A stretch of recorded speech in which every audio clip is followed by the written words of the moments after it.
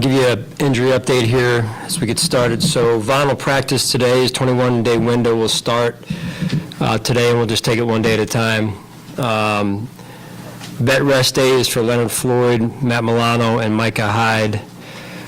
Greg Rousseau will not practice. He's out with a foot for this practice. And then limited will be Christian Benford and Jordan Poyer. Benford, shoulder? Shoulder, right. He was able to finish, though, so is that a good sign? Yeah, I mean, usually it is. You just take it one day at a time. Greg's injury, something that happened in the game? In the game, yeah. Is Jordan better, same? We think better. Again, we're just going to take it one day at a time and get a better feel for him today here as we go outside. Without getting into when Vaughn might be ready to play, because that's your call, but what does his return to the lineup, whenever he does return, what does that just do to the defense, just his presence alone? He's going to come in and do his job, just like he's done since he's gotten here. Certainly a really good player, and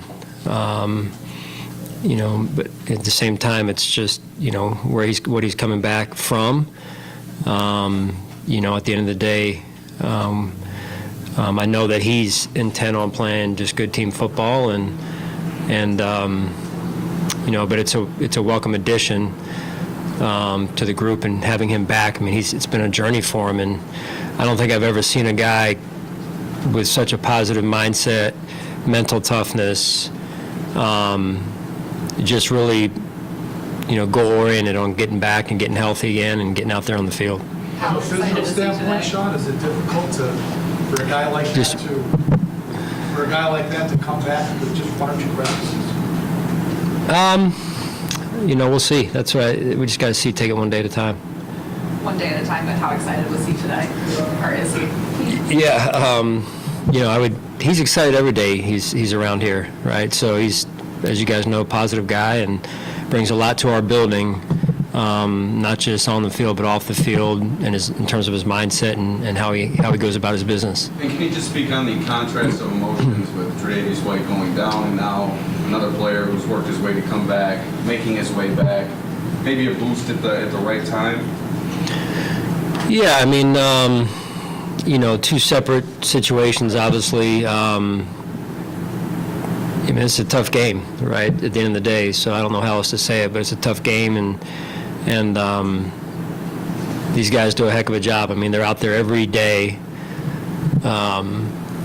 every week, putting their bodies on the line, and I think sometimes that's taken for granted, what these guys put themselves through the grind of a season as well, not just to get themselves ready for the season, but through the grind of a season now going into week 5. But yeah, welcome addition, Vaughn is for sure, and anxious to see him out there. One more question, sir. One more question on Vaughn. Hearing him talk about this and go through this process, at least from a media perspective, right? He's been so anxious and eager to get back in. But at the same time has given you and Brandon credit for, making the decision to have him start the year on PUP or whatever, because he realizes that the idea is to have him healthy and contributing when the games really matter most late in the year and potentially in the postseason. How has it been for you, dealing with him? And I would think his experience and his maturity kind of is significant in that process as he goes through. Yeah, I mean, he's a pro. He's mature. So as much as we know he wanted to play, we just felt like for the greater good of him and the team, it was just the ticks in the pro column versus the con column at the time were such that we felt like it was in the best interest of everyone for him to continue to get himself ready and coming out of that stretch 3-1. Although that was hard, I can tell you as a coach, I want him out there week 1. But the way he handled that, the way he handles everything, quite honestly, is he's very poised, very composed, and he's just got a champion's mindset.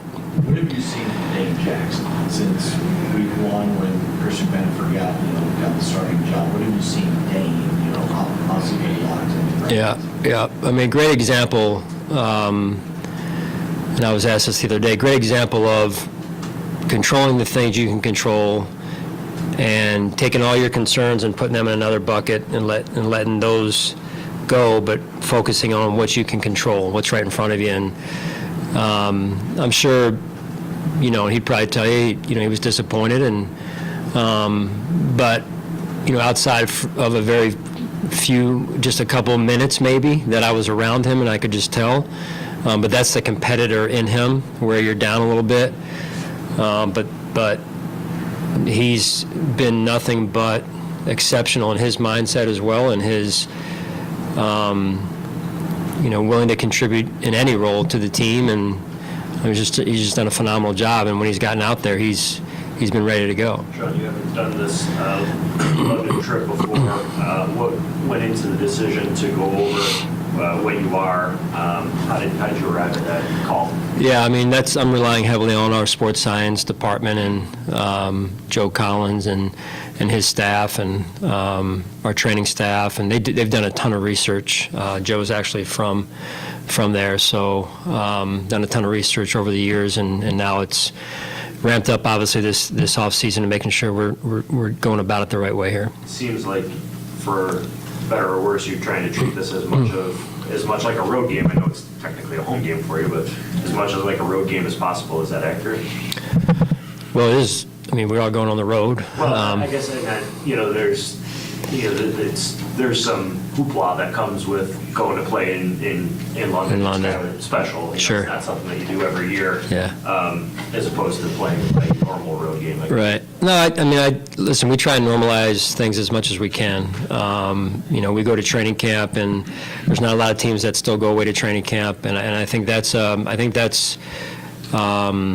beneficial in a lot of ways. One of the ways is, things aren't exactly, you're not exactly sleeping in your own bed for, however many days, and their bathrooms are small, and you're sharing bathrooms in some cases, and I think that just helps build some resiliency, and I think that's good in this situation where we're going to be away a little bit of time, and but it also offers an opportunity for us to come together again as a team and spend some time together, and then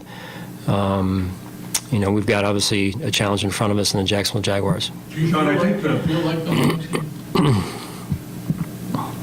I don't know. I mean, it's kind of. I'm just right now. I'm practicing on a Wednesday practice, John. That's what I'm focused on. They seem to be more comfortable playing in London, having been there before. Because I guess what I'm saying is, what disadvantages might there be for them to have been there for the first time like this? Yeah. No, I think they've practiced. I think they've played, a number of times in the stadium that we're going to play. I don't know, but in the films that I've watched, it seems like there's multiple games of them in this same stadium. So I guess the advantage goes to them. Sean, two things. You said Joe Collins, right? I just want to get the name right. Joe Collins, yeah. Thank you very much. Right. You've always rotated D linemen, and this group in particular, they've been good. Run pass, you've been good numbers, production.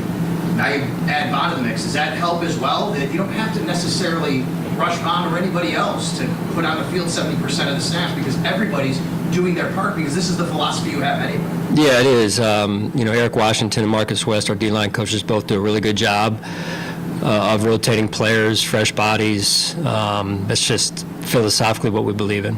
John, I think that people would be interested in the sports science aspect. Yeah. I just want to go back to it for one. Typically, when you go over there, you fly through the night. People in general, whether it's vacation or business, and you got to stay up through that first day, and then get your body clock set. I'm interested in, is that the approach, and are you trying to carry that through Saturday to manage that whatever potential lag situation? Yeah, I mean, first of all, you're talking to a homebody here, so I've never been there, like I said the other day.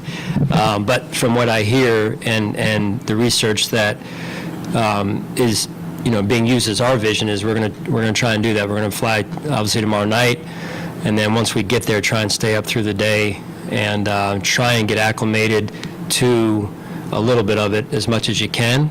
I should probably have Joe Collins and sitting next to me here to answer some of these questions. But I'll do the best that I can in what's been explained to me and why.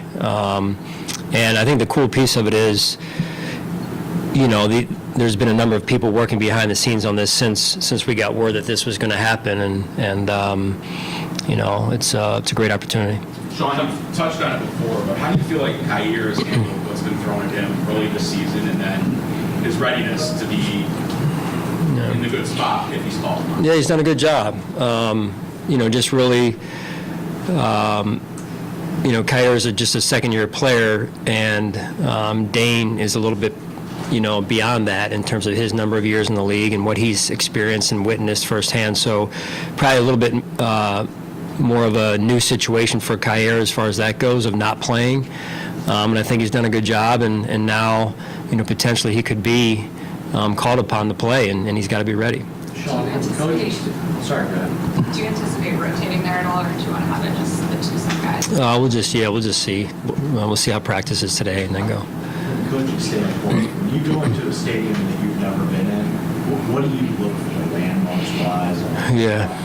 Yeah, I mean, we try and scout out just directional, you know, flow of the wind, not to get too specific, but, you know, where the play clocks are located, because that's obviously important as it relates to the signal callers, and just overall playing surface, just to name a few. Hey, Sean, is Russo's foot injury a concern at this point, and it might that impact Bond's having to activate Bond possibly? Yeah, I mean, I know he's pretty sore today, so we'll just see how he comes back tomorrow. All right, thanks, guys. Joe will be up here in a little bit if anyone wants to. We have 1,000 questions.